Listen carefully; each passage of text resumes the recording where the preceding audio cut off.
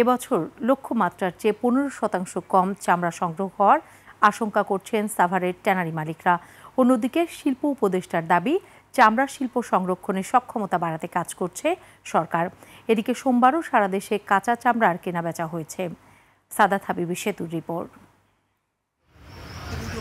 সাভারে চামড়া শিল্প নগরীর সিটিপি প্রকল্প কাজ না করায় LWG সনদ হারিয়েছে বাংলাদেশ। ফলে কমেছে বিশ্ববাজারে বাংলাদেশি চামড়ার চাহিদা।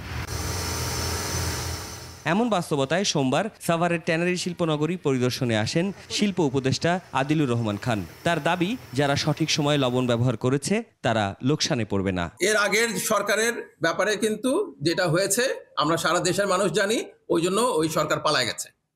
এখন যে সরকারের সাথে কথা বলছেন এটা গণঅভ্যুত্থানের সরকার। গণঅভ্যুত্থানের সরকার যেটা করার সেটা চেষ্টা করছে। এখন যে কোনো ব্র্যান্ডের পুরাতন এসি বদলে নতুন ওয়ালটন এসিতে উপভোগ করুন 25% ছাড়।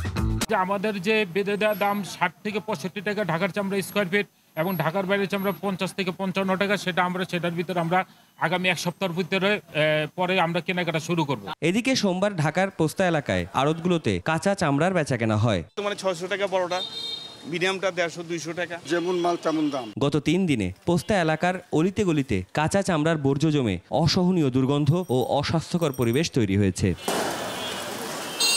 সাদাত হাবিবি সেতু, 21 টেলিভিশন, ঢাকা।